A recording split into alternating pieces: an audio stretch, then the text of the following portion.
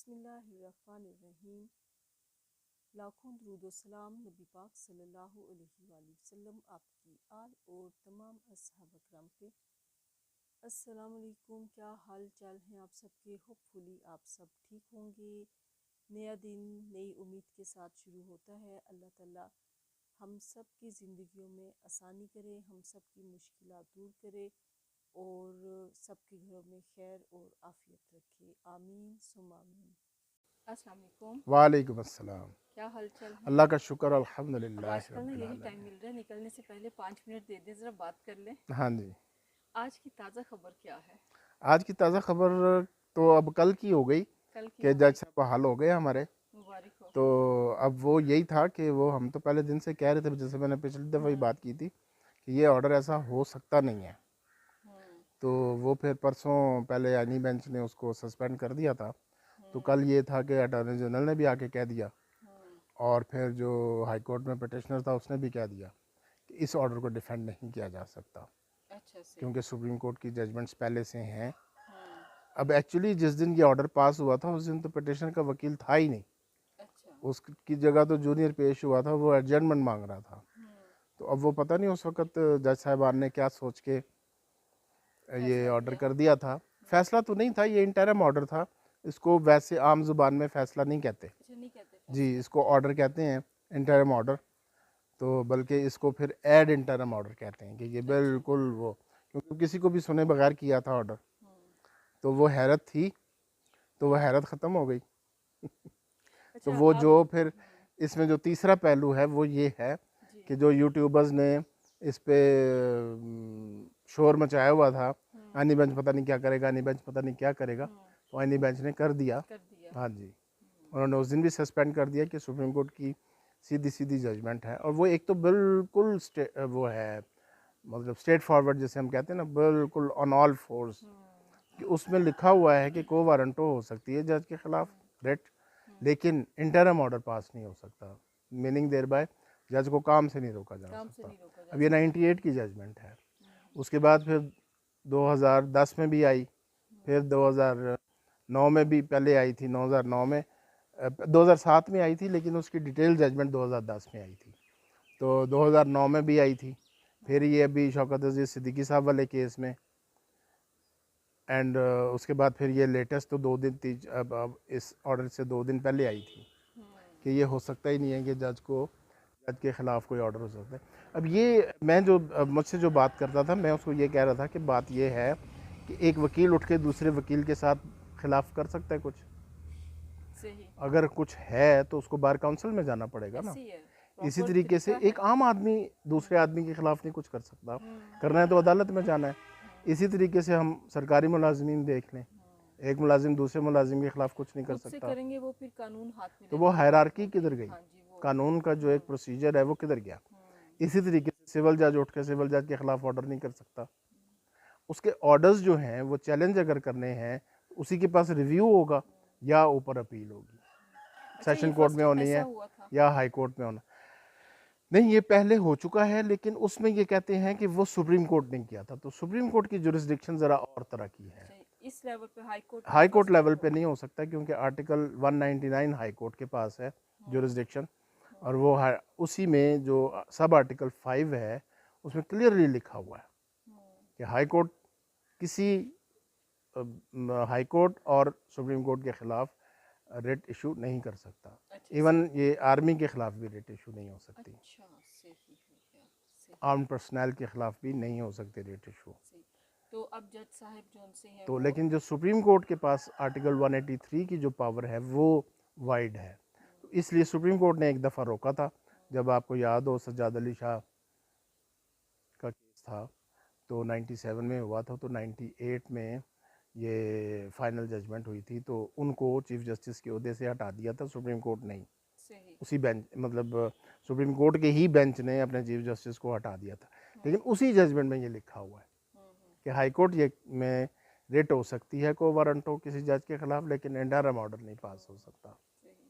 लेकिन मैं supreme court कर सकती मैं है। आपसे ये पूछना चाह रही हूँ कि अब जो उनसे जज साहब हैं वो अपनी सीट जी जी, संभालेंगे। वो तो उसी अब वो वक्त अपने जब काम परसों पे। सस्पेंड हुआ था तो फिर लिस्ट जारी हो गई थी तो सुप्रीम कोर्ट से वापस जाके शायद उन्होंने काम किया था, वो मुझे पता नहीं है कंप्लीट। तो लेकिन कल की तो उनकी लिस्ट जारी हुई थी, तो कल भी मेरा ख्याल है फिर उन्होंने जाके काम किया होगा। मैं परसों भी जजेस आए थे जो 5-7, 4 और 7 आए थे, उन्होंने वापस जाके अपना काम किया था। तो उसको भी बहुत लोगों ने कहा जी वो जज यूनियन बना के आ गए, तो वो आ गए। भैया एक वो थी, एक उसको क्या कहते हैं, यकजहती का इजहार था, वो आए थे और उन्होंने काम किया जाके वापस। सिर्फ ये था कि 2 घंटे लोगों को इंतज़ार करना पड़ा, लेकिन वो वैसे भी तो बारी का इंतज़ार करना पड़ता है ना। तो देखें यकजहती का इजहार हाँ करना जी, क्यों ना चाहिए, करें। करना तो चाहिए। अब जो कल ये चीज़ जहाँ था पे कि गलत हो रही जैसे है। अब मेरा एक कल सेशन कोर्ट में केस था, तो उन्होंने मैं बुला लिया था 12:30 आ जाए। तो अब मैं 11:15 जाके वहाँ पे बैठ गया था, मैंने फ़ाइल वगैरह रिफ़्रेश की। उसके बाद 1 बजे हमारी बारी आई, वो कुछ और केसेस चल रहे थे, तो बारी आई तो जज साहब ने कहा भी मैंने एक मीटिंग पे जाना है, तो 2 बजे हम शुरू करेंगे। तो इंतज़ार करना पड़ता है ना। करना पड़ता है तो ना। 2 बजे फिर हमारे आर्गूमेंट शुरू हुए और वो कोर्ट के टाइम के बाद तक 4 बजे तक चले। तो वो मेरी साइड के फिर आर्गूमेंट्स कंप्लीट हो गए, 2 घंटे तकरीबन मैंने आर्ग्यू किया। कई दफ़ा कितनी तो कितनी देर इंतज़ार करना हाँ पड़ता है। जी, समटाइम्स ये होता है इतना इंतज़ार करके तो वो हो जाता है। अब जो रिस्पोंडेंट की वकील थी वो सुबह से बैठी हुई थी, तो मैं सुप्रीम कोर्ट में मसरूफ़ था और मुझे एक्चुअली पता भी नहीं था कि इन्होंने पेश होना है कि नहीं होना, उनकी हाज़िरी के लिए था। तो जज साहब कहने लगे ये डायरेक्शन केस है, आ गए हैं रिस्पोंडेंट, तो आप भी आ जाएं और आते ही आर्ग्यूमेंट्स करें। तो लेकिन वो 2 बजे बारी आई और फिर हमने 4 बजे तक आर्ग्यू किया। अब रिस्पोंडेंट के वकील के आर्ग्यूमेंट्स के लिए एडजर्न हुआ केस। तो मतलब ये तो इंतज़ार तो इंतज़ार तो हम तो करना पड़ता है। शुरू से ये कहते हैं कि वकील की आधी ज़िंदगी इंतज़ार की है। और हमारे जो उस्ताद थे नईम बुखारी साहब, वो कहते होते थे वकील दी अद्धी तो ज़्यादा ज़िंदगी इंतज़ार है, पहले क्लाइंट का इंतज़ार है फिर उसके बाद क्लाइंट आ जाए तो फिर केस दी वारी का इंतज़ार है अदालतों के बाहर। तो ऐसे ही होता है सब। गर्मी में भी जब बाहर इंतज़ार कर रहे होते हैं, ये कचहरी अब तो हो गई है, बेहतर हो गई है। जब F8 में कचहरी थी, बाहर ख्वार हो रहे हैं, सारा लंबा लंबा इंतज़ार है, F8 थी, फिर ख्वारियाँ वो हैं, हमने सारा तो कुछ है। पूरे पाकिस्तान में काम किया ना। जी, तो इससे पाकिस्तान के पहले मुख्तलिफ जब इलाकों में, लाहौर में। एशियन डेवलपमेंट प्रोग्राम के तहत जब तक ये अदालतें नहीं बनी थी, तो हम जब छोटे शहरों में जाते थे तो वहाँ तो बरामदे में बैठे होते थे वकील सारे, और अंदर छोटी अदालतें बड़ी भी होती थी अगर तो, लेकिन वो पुरानी और हल्का हल्का पंखा चल रहा है, पुराने ज़माने की वो अदालतें वैसे बिल्डिंग्स थी। वकील को भी सलूट है। वकील जिस तरह गर्मी में गर्मी सर्दी में में बैठते हैं। खज्जल ख्वार होता है, और अफसोस की बात यह है कुछ इनके भी राइट्स के लिए और होना ट्रायल चाहिए। कोर्ट के ख़ास तौर पे इतनी हाई कोर्ट ख्वारी में ज़रा काटता है। सहूलतें मिल जाती हैं, सुप्रीम कोर्ट में सहूलत मिल जाती है, लेकिन जो ट्रायल कोर्ट का वकील है ना, वो उसकी बहुत मेहनत है।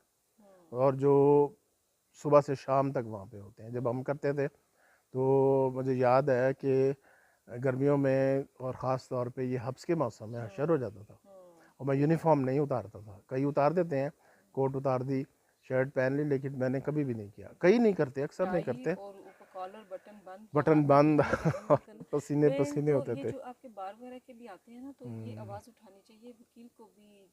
इनकी भी पेंशन का कुछ होना चाहिए। कुछ भी नहीं मिलता, और वो राइट्स होने बेनेवलेंट फंड चाहिए। का थोड़ा सा सिस्टम है, लेकिन अब वो पता नहीं है कि वो वो बहुत मिलता है कि नहीं मामूली सा है। मिलता। वो बहुत मामूली सा है, और बहुत अभी भी मैं ही एक पढ़ रही हूँ, आपको भेजूंगी। एक अभी इलेक्शंस होने हैं ना, ये हाँ जी, किसी हाँ जी, कोर्ट के होने हैं, इलेक्शन अब तो वो सबके होने हैं। अपने मंशूर दे रहे हैं। तो एक वकील है, उन्होंने अपना मंशूर दिया हुआ है। तो वो जिस बार से खड़े हो रहे हैं, उन्होंने ये दिया हुआ कि वकीलों को जो मिलता है पैसे, वो बिल्कुल मामूली से होते हैं, बहुत ख्वारियों के बाद मिलते हैं, कुछ भी नहीं होता। मेडिकल वगैरह भी ये सारा कुछ ना होने के बराबर है। तो वो सारी होना चाहिए कुछ। बिल्कुल, ये बार एसोसिएशंस जो लेबॉर्ट्रीज़ वगैरह के साथ भी या हॉस्पिटल्स के साथ भी करती हैं एमओयू, लेकिन वो जब एक कैबिनेट चेंज होती है तो वो एमओयू का कुछ पता नहीं चलता, नंबर वन। और नंबर टू, अगर हम कभी जाए, मैं तो जाता नहीं हूँ, लेकिन कभी जाए भी ना तो वो पता यही चलता है जी कोटा पूरा हो गया है ये कोटा पूरा हो गया तो बात ही गलत है। इतनी तो अब आप महंगाई उधर का जाए, तो अब आप दौर उधर है। जाए। अभी मेडिकल तो जिनका फ्री है उनकी तो मौज है। पिछले दिनों मुझे जाना हुआ F8 के एक प्राइवेट हॉस्पिटल में। वहाँ पहले तो झटका लगा, फीस मिलते हैं, आपने इतने ज़्यादा चार्जेस कर दिए, खुदा का खौफ करे। उसके बाद फिर आगे अभी टेस्ट कोई नहीं थे, फिर मेडिसिन वगैरह थी। एक वो छोटी सी बोरी लेके आप मेडिसिन की आते हो तो 20 कहीं पे भी नहीं गया। हैरान परेशान शौक, और जो पैनल पे हैं तो फिर उनकी तो मौज है। बिल्कुल, चलो पूरा ना से कुछ तो फैसिलिटी कुछ तो होनी चाहिए ना, कोई फैसिलिटी होती है। 50% का डिस्काउंट, इस तरह की तो चीज़ें कई होनी लैब्स चाहिए। में जाते हैं तो वो ये कहते हैं कि जी पहले तो जो हमारे पेड है ना हम्म हम उनको करेंगे, आप बैठे ज़रा इंतज़ार करें। अच्छा, या फिर वो टेस्ट के लिए कहती है आप जी, पैकेज ले लें, पैकेज ले ये लें। टेस्ट भी करा लें तो आपको सस्ता पड़ जाएगा। मज़े की बातें हो पैकेज, चुकी हैं। टेस्ट के भी पैकेजेस हाँ, हैं। पैकेज डील आप अब कर मुझे रहे हैं। याद है मैं जब लास्ट टाइम मैंने चेक कराया था, पता नहीं एक लैब में गए थे जी, मुझे साल याद है। डेढ़ साल है, मैं तो हाँ एक्सेल पे ही जाता हूँ, जी। एक ही लैब है मेरी। तो उसमें मैं जाता हूँ तो वो पिछले साल जब लास्ट टाइम जब मैं गया हूँ हम्म तो उसने कहा कि आपके ये टोटल 12,000 बनते हैं, तो आप एक पैकेज ले लें, वो 10,000 हो जाएंगे और आपको 2 टेस्ट और मिल जाएंगे इसमें, आप वो भी करा लें। मैं कहा अच्छा चलो कर दो। मजे के। लेकिन बहरहाल ये जो बार्स के हैं ना, कि इनको इस चीज़ पे सोचना चाहिए, कुछ लॉयर्स की हाँ वो फैसिलिटीज़ इलेक्शन के से लिए ज़रूर पहले तो होना चाहिए। मंशूर आते हैं, बड़े बातें अच्छे अच्छे बहुत होती हैं मंशूर लेकिन आते हैं। बाद में करने के लिए, और कोई एक सर्टन एज के बाद इनका कुछ पेंशन का भी बिल्कुल। ये होना चाहिए। जो महंगाई का दौर जा रहा है, सिर्फ ये नहीं है कि जब ये इलेक्शंस में आए, बड़ी बड़ी बार से जब ये आए और ऊंची अदालत से आए, फिर इनके अपनी लाइफस्टाइल चेंज हो जाए, उस पर थोड़ा सा फोकस ज़रा कम करें, बाकी लॉयर्स की फैसिलिटीज़ के लिए ख्याल करें। ठीक है जनाब, थैंक यू ठीक है वेरी जी, much. Thank you next very time के मच। साथ आप चाहें, अल्लाह ताला खैरियत रखे और सबका दिन अच्छा गुजरे। ये बड़ी इस वक्त यहाँ पे है, ये शायद बीमार है, तो मैं इसके पास से केयर से गुज़र के आई हूँ। और अब मैं कोशिश करूँगी कुछ देर ये डोर ना खोलूँ ताकि ये आराम से रिलैक्स करे। Take care. हमने 2 दिन पहले अपना एक व्लॉग बनाया था, लीगल पॉइंट पे था, जो जनाब जज साहब बहाल हुए हैं उस पे था, तो बस वो रह गया था अपलोड होने से, तो सोचा उसको अभी अपलोड कर देते हैं। ये देखिए ये कितना खूबसूरत लग रहा है फूल।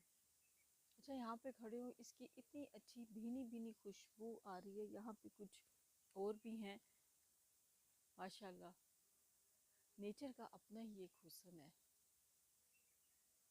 पौधे लगाएं, अगर आपके पास जगह है तो ज़रूर पौधे लगाएं। एक अच्छा एहसास इनसे रहता है, ज़्यादा ना सही, थोड़े से लगाएं, बड़ा खूबसूरत सा एहसास आता है इनसे।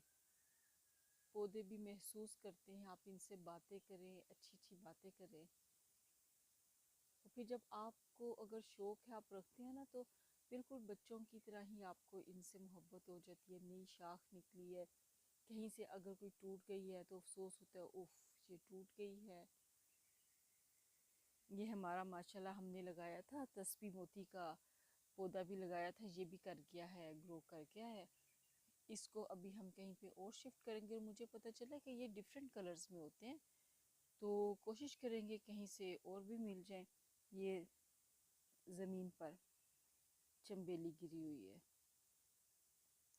ये भी ना एक अपनी ब्यूटी होती है, खूबसूरत लग रहे होते हैं। कभी कभी जो नीचे गिरे होते हैं ना साइड पे, थोड़ा सा मैं उनको नीचे गिरा रहने देती हूँ, क्योंकि मुझे खूबसूरत लगते हैं। हमारा पुदीना भी साइड पे मुख्तलिफ जगहों पे अब हमने नया पुदीना लगाया है। मौसम में बहुत फ़र्क हो गया है, सुबह और शाम तो ख़ास तौर पे मौसम में बहुत फ़र्क हो गया। अच्छी खासी खुनकी है। हम सुबह बाहर आए थे, कुछ देर थोड़ा सा काम था, बाहर ही रुके थे, इतनी सर्दी लगने लग पड़ी थी। ऐसे अगर आपने सुबह वॉक करनी है तो फिर आपको लाइट हुडी पहनने की ज़रूरत है। ये वाला मौसम आ गया है। कली कितनी खूबसूरत है चंबेली की। रात को भी मौसम बाहर बहुत अच्छा होता है, नीचे के फ्लोर में भी मौसम अच्छा होता है। अल्हम्दुलिल्लाह, अल्लाह का शुक्र है, खुदा खुदा करके सर्दी ने अपनी एंट्री दी है। और अल्लाह ताला से दुआ करते हैं कि खैर की रहे, खैर के मौसम रहे, तबाहियों से अल्लाह ताला सबको महफूज रखे, आमीन सुम आमीन। तो जनाब इजाज़त लेते हैं यहाँ पे। हम अपने बुज़ुर्गों के लिए दुआ करते हैं, अल्लाह ताला उनको सेहत के साथ रखे, अपना आप संभालने काबिल रहें, और हमारी ज़िंदगियों के लिए भी अल्लाह ताला आसानी रखे, हमें अपने बच्चों पे आजमाइश ना बनाए। हमारे बच्चों के लिए ढेर सारी दुआएं, अल्लाह ताला उनको ज़िंदगी के हर मोड़ पे कामयाबियाँ दे।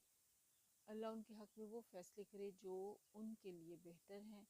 बुरी नज़र से अल्लाह हमारे बच्चों को महफूज रखे, आमीन सुम आमीन।